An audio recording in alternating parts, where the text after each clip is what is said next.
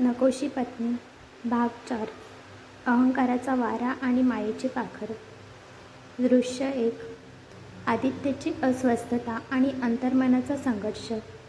रणदिवे पॅलेसमध्ये रात्रीची भयान शांतता पसरली होती, पण आदित्यच्या मनात मात्र विचारांचे काहूर माजले होते. त्याने आपला नेव्ही ब्लू रंगाचा ब्लेझर वैतागून बेडवर फेकला आणि शर्टची वरची बटणे उघडली. जणू त्याला श्वास घेणे कठीण जात होते. त्याने डोळे मिटले की त्याला नंदिनीचा तो रडवेला केविलवाणा चेहरा आणि तिचा तो थरथरणारा हात आठवत होता, ज्याला त्याने काही वेळापूर्वी चोरीच्या रागात आणि अहंकाराच्या भरात चोरात विळखा घातला होता. तो स्पर्श तिची ती हतबलता त्याच्या मनाला कुठेतरी टोचत होती. नकळत त्याचे पाय नंदिनीच्या खोलीकडे वळले. दरवाजा अर्धवट उघडा होता. आत अंधार होता. फक्त एकाच दिव्याचा मंद पिवळसर प्रकाश पडला होता. नंदिनी बेडच्या एका कोपऱ्यात डोकं गुडघ्यात खुपसून मुसमुसत रडत होती. तिचे मोकळे लांब सडक केस तिच्या पाठीवर विखुरलेले होते. ती त्या निळ्या साडीत एखाद्या कोमेजलेल्या फुलासारखी अत्यंत असहाय्य दिसत होती. आदित्यला क्षणभर खूप वाईट वाटलं. त्याच्या मनात आलं की आत जाऊन तिची माफी मागावी, तिचा तो मऊ हात आपल्या हातात घ्यावा आणि सांगावं की मला माफ कर. पण त्या क्षणी त्याच्या लग्नाचा तो मंडप आठवला. प्राचीच्या जागी घुंगट ओढून बसलेली नंदिनी आणि तिने केलेला तो विश्वासघात. म्हणजे असं त्याला वाटत होते. त्याच्या डोळ्यासमोर एखाद्या चित्रपटासारखा तरळला. त्याचा चेहरा पुन्हा दगडासारखा कठोर झाला. त्याने स्वतःची मुठी घट्ट आवळल्या आणि मनात म्हणाला, नाही आदित्य, हिच्या या मगरीच्या अश्रूंना भुलू नकोस. ही फक्त नाटक करते. हिने तुझं आयुष्य उद्ध्वस्त केलंय. हिनेच माझ्या प्राचीला माझ्यापासून लांब केलंय आणि आत्ता निरागसतेचा आव आणते. तो एकही शब्द न बोलता रागाने तिथून वळून आपल्या रूममध्ये निघून गेला. आजीची माया आणि समीरची खोडकर साथ. नंदिनीचा हुदका थांबत नव्हता. तिचे संपूर्ण शरीर थरथरत होते. तितक्यात तिच्या डोक्यावर एक अतिशय मऊ आणि मायेचा हात फिरला. तिने दचकून वर बघितलं. समोर आजी उभी होत्या. आजीने नेहमीप्रमाणे व्हाईट ब्रँडेड सुती साडी नेसली होती. त्यांच्या चेहऱ्यावर एक अतिशय आश्वासक आणि प्रेमळ हास्य होतं. आजींनी तिला जवळ घेतलं, तिचं डोकं आपल्या मांडीवर घेतलं आणि म्हणाल्या, रडू नकोस बाळा. सोन्याला जोपर्यंत अग्नीतून जावं लागत नाही तोपर्यंत त्याला खरी चकाकी येत नाही. तू साधी मुलगी नाहीस, तू तर या घराची खरी लक्ष्मी आहेस. आदित्यचं मन सध्या रागाने झाकलं गेलंय, पण तो मुळात वाईट नाही आहे गं. फक्त थोडा वेळ दे त्याला. नंदिनीने रडत रडत आजींच्या मांडीवर डोकं ठेवलं आणि तिला पहिल्यांदाच या घरात सुरक्षित आणि एक मायेची ऊब वाटत होती. तितक्यात तिथे समीर आला. त्याने फ्लोअर प्रिंटचा गडद रंगाचा शर्ट घातला होता आणि त्याच्या चेहऱ्यावर नेहमीसारखा खोडकरपणा होता. तो हसत हसत म्हणाला, अरे बापरे वहिनी, आवरतं घ्या आता. एवढं रडाल तर रणदिवे पॅलेसमध्ये पूर येईल आणि मला पोहवावं लागेल. आणि तुम्हाला तर माहिती आहे ना, मला पोहता येत नाही. मी बुडेन ना. समीरचे हे विचित्र बोलणे ऐकून नंदिनीच्या रडक्या चेहऱ्यावर नकळत एक छोटीशी निरागस कळी उमटली. समीर पुढे म्हणाला, वहिनी, तुम्ही या निळ्या साडीत खरोखरच एखाद्या जलपरीसारख्या सुंदर दिसताय. पण जलपरी रडताना चांगली नाही वाटत. चला आता एक छान स्माईल द्या बघू माझ्यासाठी. समीरने 1-2 जोक्स सांगितले आणि थोडी मस्करी केली, ज्यामुळे नंदिनीचं मन हलकं झालं आणि ती नॉर्मल झाली. आजींनाही समीरचं हे वागणं बघून मनातून समाधान वाटलं. दृश्य 3. करुणा आत्या आणि मेघाचं विष पेरणी कारस्थान. दुसरीकडे अनुराधा आईच्या खोलीत करुणा आत्या आणि मेघा यांनी आपला मोर्चा उडवला होता. अनुराधा आई खिडकीत उभ्या राहून बाहेरील अंधाराकडे बघत काहीतरी गंभीर विचार करत होत्या. त्यांनी महागडी मरून रंगाची काठपदराची साडी नेसली होती. करुणा आत्या त्यांच्या जवळ गेली आणि त्यांच्या खांद्यावर हात ठेवून हळूच म्हणाली, अनुराधा बहिणी, तुम्ही या नंदिनीच्या भोळ्या चेहऱ्यावर आणि साध्या राहणीवर मुळीच चावू नका बरं का. बघितलं ना तिने कशी जादू केली. आईला म्हणजेच आजींनासुद्धा तिने अवघ्या 2 दिवसात आपल्या बाजूने करून घेतलं आहे. आई तर आज चक्क स्वतःवर चोरीचा आळ घेऊन तिला वाचवत होत्या. विचार करत ती पोरगी किती चालाख असेल. मेघाने आपल्या मॉडर्न वन पीसचे केस स्टाईलने मागे सारत आईला साथ दिली. हो मामी, मम्मी बरोबर बोलते. ही नंदिनी या घराची सून नाही तर ग्रहण आहे. आधी आदित्यच्या आयुष्यात आली आणि आता पूर्ण घराला आपल्या जाळ्यात ओढते. तिने नक्कीच काहीतरी जादूटोणा केला असणार, नाहीतर आजी तिच्यासाठी खोटं बोलल्याच नसत्या. विसरू नका मामी, हिनेच प्राचीच्या जागेवर लग्नमंडपात बसून स्वतःच्या सख्ख्या बहिणीची जागा घेतली. जिने स्वतःच्या बहिणीला सोडलं नाही ती आपल्याला काय सोडणार. आपल्याला वेळीच सावध व्हावं लागेल, नाहीतर ही मुलगी एक दिवस आपल्यालाच या घरातून बाहेर काढेल. अनुराधा आईच्या मनात आधीच संशय होता. या दोघींच्या सततच्या बोलण्याने तो संशय आता द्वेषात बदलू लागला होता. त्यांचा चेहरा रागाने आणि अविश्वासाने कडक झाला. दृश्य 4. तो नकळत झालेला रोमॅन्टिक क्षण आणि तिखट नोकझोक.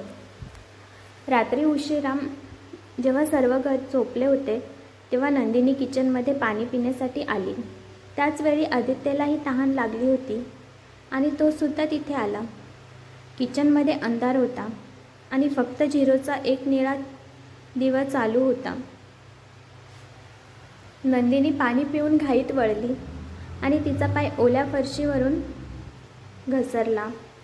ती खाली पडणार इतक्यात आदित्यने धावत येऊन तिला आपल्या मजबूत बाहूत झेललं.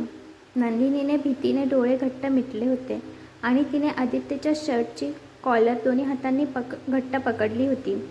आदित्य तिच्या चेहऱ्याकडे स्तब्ध होऊन बघतच राहिला.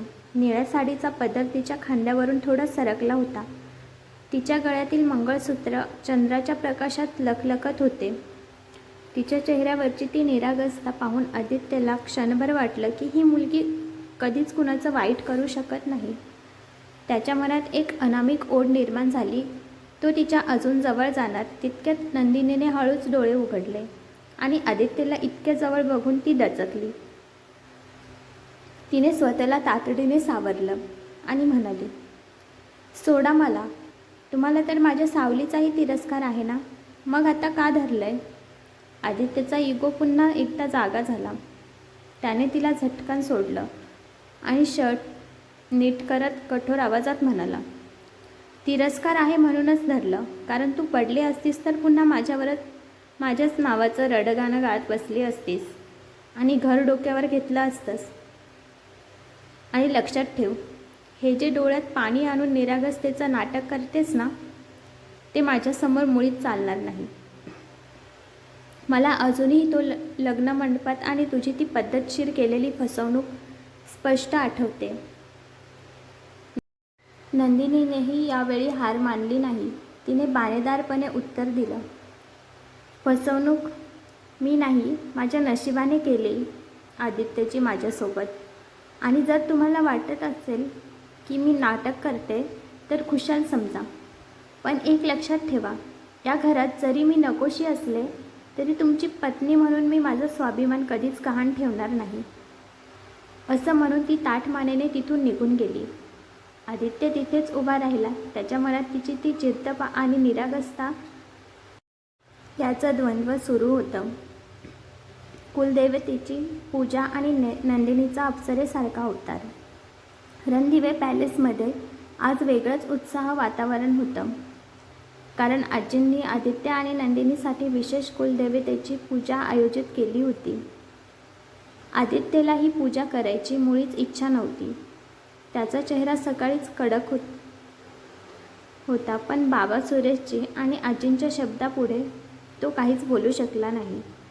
दुसरीकडे नंदिनी पूजेसाठी तयार होत होती.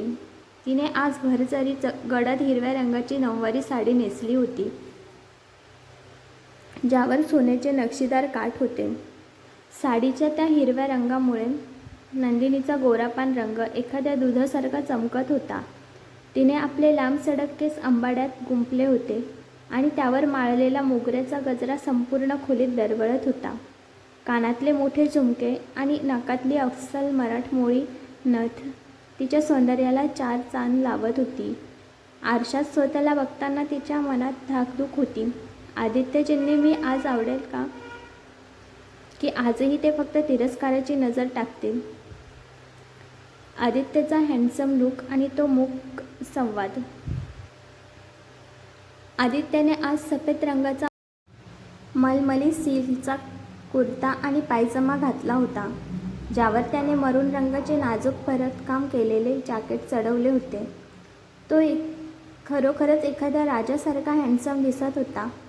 तो हॉलमध्ये येत असतानाच अचानक समोरून नंदिनी आली.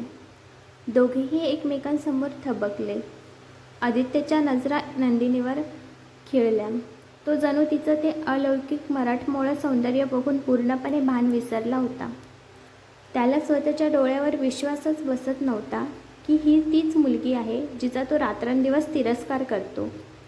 नंदिनीचे मोठे काजळयुक्त डोळे आणि तिचं ते निरागस रूप आदित्यच्या काळजाचा ठोका चुकवत होते. नंदिनीही आदित्यकडे बघत राहिली. त्याच्या त्या भरदस्त व्यक्तिमत्वाने तीही भारावून गेली होती. काही क्षण तिथे फक्त शांतता होती. फक्त दोघांच्या नजरा एकमेकांपाशी गुप्तगू करत होत्या. पण लगेच आदित्यला लग्नाचा तो क्षण आठवला आणि त्याने रागात नजर फिरवली. तो जोरात ओरडला, रस्त्यात काय अशी बाहुलीसारखी उभी आहेस? बाजूला हो, मला उशीर होतोय. नंदिनीच्या डोळ्यात क्षणात पाणी आलं, पण तिने स्वतःला सावरलं आणि ती निमूटपणे बाजूला झाली. दृश्य 7. करुणा आत्या आणि मेघाचं प्रसादाचं षड्यंत्र. पूजा सुरू होण्यापूर्वीच करुणा आत्या आणि मेघा प्रसादाचा डब्बा घेऊन किचनमध्ये गेल्या. नंदिनीने पूजेसाठी बदाम केशर घातलेला शिरा अतिशय श्रद्धेने बनवला होता. आजी देवघरात पूजेला बसल्या होत्या तेव्हा संधी साधून करुणा आत्या कुत्सितपणे हसत म्हणाली, मेघा, हा प्रसादाचा डब्बा बघ. आज आपण यात चक्क कडू तेल आणि भरपूर मीठ टाकूया. मग बघ या नंदिनीची कशी फजिती होती ते. एकदा प्रसादाची चव बिघडली की आजी स्वतःच हिला घराबाहेर काढतील. मेघाने आईला साथ दिली, पण त्यांना हे माहिती नव्हतं की समीर चोरून हे सगळं ऐकत होता. समीरने डोकं चालवलं आणि आत्या बाहेर पडताच त्याने नंदिनीने बनवलेला खरा प्रसाद सुरक्षित जागी लपवला आणि तिथे दुसरा डब्बा ठेवून दिला. समीर मनात म्हणाला, आत्या, तुमची ही डाळ आज शिजणार नाही. माझ्या वहिनीचा अपमान मी सहन करणार नाही. दृश्य 8. ईशाचा द्वेष आणि अनुराधा आईची द्विधा मनस्थिती. पूजा सुरू झाली. आदित्य आणि नंदिनी पाटावर सोबत बसले होते. आदित्यला नंदिनीच्या इतक्या जवळ बसणं नकोसं होतं, पण आजीच्या आग्रहामुळे तो शांत बसला होता. अनुराधा आई आज केशरी रंगाच्या पैठणीत खूप देखण्या दिसत होत्या. नंदिनीचे ते निरागस रूप आणि तिची शिस्त पाहून अनुराधाच्या मनात कुठेतरी हळूहळू वाटत होतं. तिला वाटलं की मुलगी तर चांगली आहे, आपण उगीच हिला दोष देतोय का? पण तितक्यात करुणा आत्याने त्यांचे कान भरले. बघितलं वहिनी, कशी नटून बसली. ही फक्त तुमच्या मुलाला आपल्या जाळ्यात ओढण्यासाठी हे सोंग करते. विसरू नका, हिनेच प्राचीच्या जागी बसून तिची जागा घेतली. आपण तर परकेच आहोत. हे ऐकताच अनुराधा पुन्हा कठोर झाल्या. ईशासुद्धा आपल्या मॉडर्न गाऊनमध्ये उभी राहून नंदिनीला तुच्छतेने बघत होती. तिने तोंड वाकडं करून म्हटलं, मॉम, ही मुलगी किती प्रिटेंड करते. बघ ना, जणू हीच या घरची खरी राणी आहे. मला तर हिच्या सावलीचाही त्रास होतोय.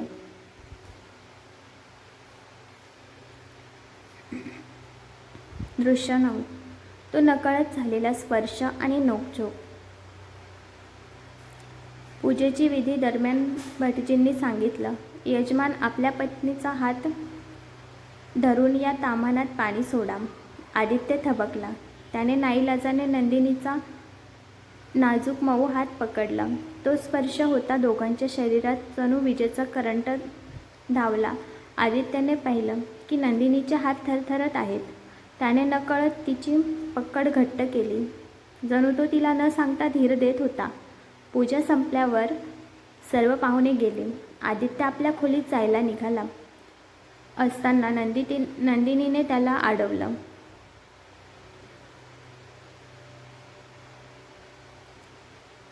ती म्हणाली, आदित्यजी, थँक्यू पूजेत मला साथ दिल्याबद्दल. आणि मी आज नटून थटून फिरते ना, ते तुमच्यावर प्रभाव पाडण्यासाठी नाही, तर ही आजींची इच्छा होती.